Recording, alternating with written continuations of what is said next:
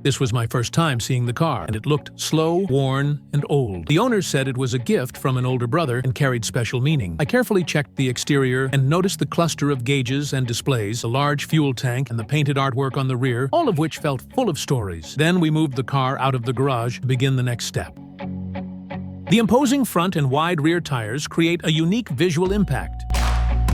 The key was badly rusted and completely unresponsive after sitting for so long, and many buttons across the car were oxidized and peeling. Driven by curiosity, we decided to bring this car back to life, restore it to how it once was, and had it towed back to the garage for revival. Upon arriving at the garage, I was so excited I wanted to make it roar. I turned the power back on, the dashboard lights came on, and it was my first attempt to start it. The engine would not run because the carburetor had serious issue. After removing it, we found the inside was extremely dirty, so the only solution was to fully disassemble it, thoroughly clean all the fuel passages.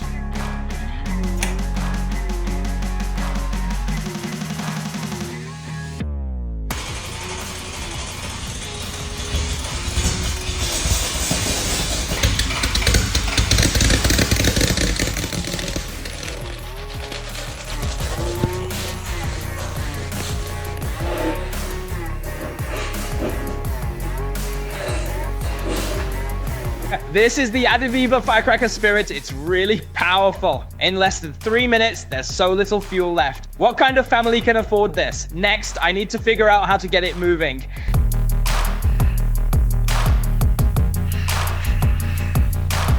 The engine could start, but the vehicle would not move at all. We removed the body to inspect the transmission and found it used a tubular frame layout with a surprisingly large gearbox. After checking, the gear lever was still properly connected to the gearbox, so the issue was not with the linkage. The gearbox has oil that has changed color. Open it and check the bottom shelf. As expected, the purified oil has deteriorated and contains wear and tear impurities. I plan to clean it all.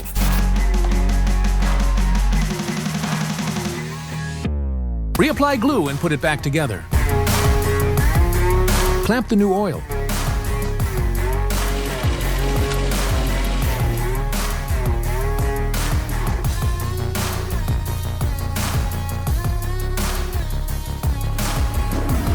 After completely disassembling it, I restored it to the condition of a new car.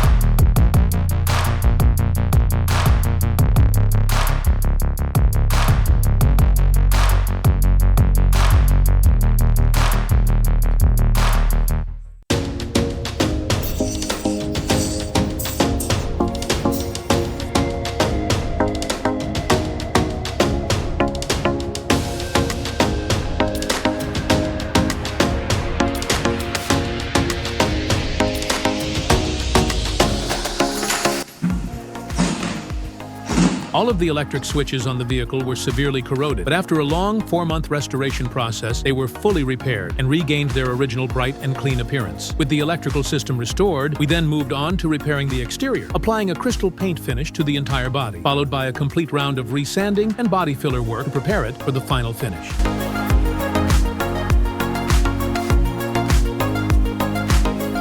Brothers, the repair and polishing are finally complete. This is the final reference image we wanted. The first step is spraying a layer of black primer on the body, because the black base helps bring out the richness and brightness of the red paint that comes later. After the black primer is finished, we move on to preparing the crystal paint, which is the most critical part. To make sure this test succeeds in one go, I use an electronic scale to measure the ratio, precisely setting it to 123 grams. The water must be hot boiled water, then everything is mixed thoroughly. And finally, a small amount of dish soap is added to complete the preparation. There were quite a few things that needed crystallization, so I used this spray bottle to add urea to them. Why isn't there any reaction yet? The temperature is over 40 degrees Celsius. Look at all this sweat. Now I've found the problem. Look at this spray. It mostly just produces foam, which doesn't crystallize easily. So this spray can't be used on this type of beard spray. You have to use this kind of bottle to apply it.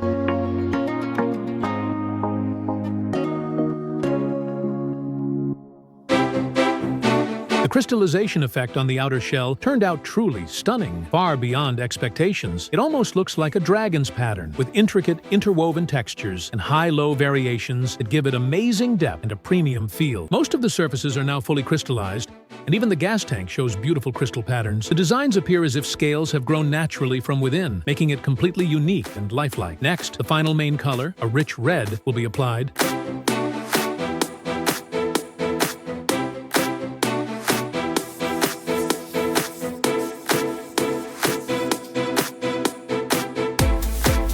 Now, use 2 days' worth of cleaning paper to polish it all over.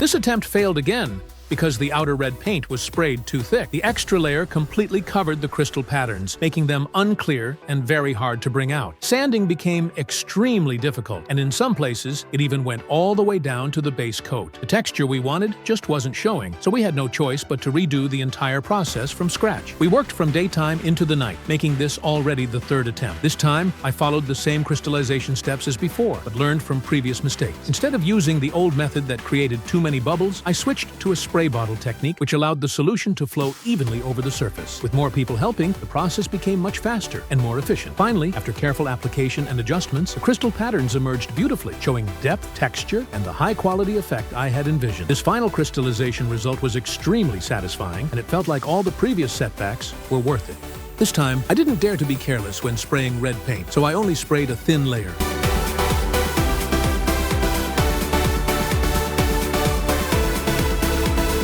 Finally, brothers, this is the effect I wanted. The crystal patterns are clear and intricate. The color feels rich, like redwood furniture. After the clear coat, the texture pops, and the finish looks exactly as I envisioned.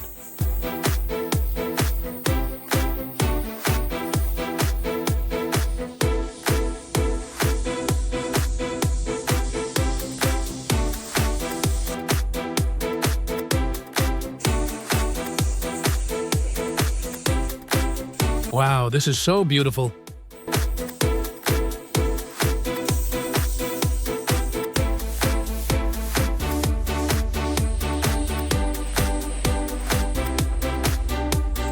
I've finally managed to seal away this unique skin.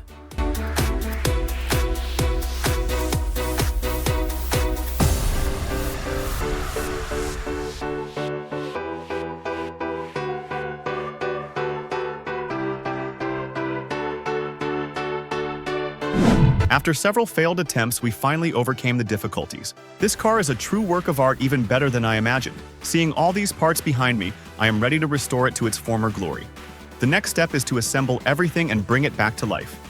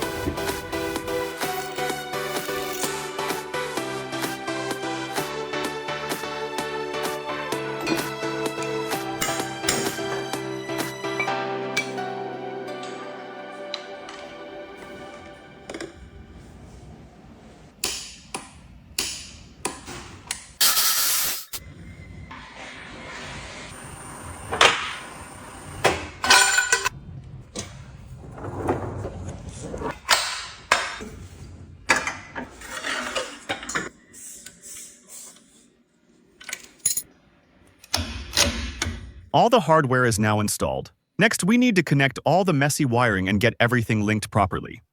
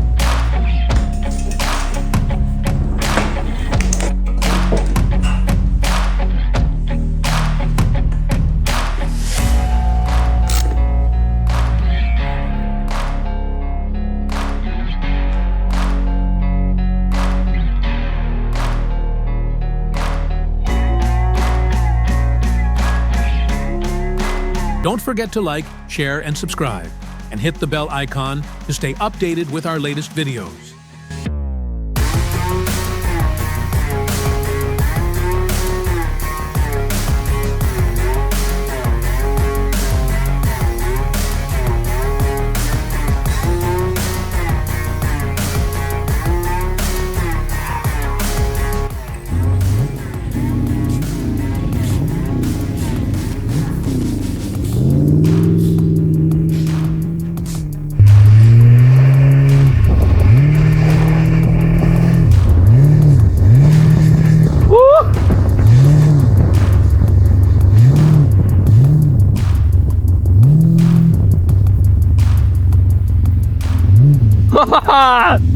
This is so awesome.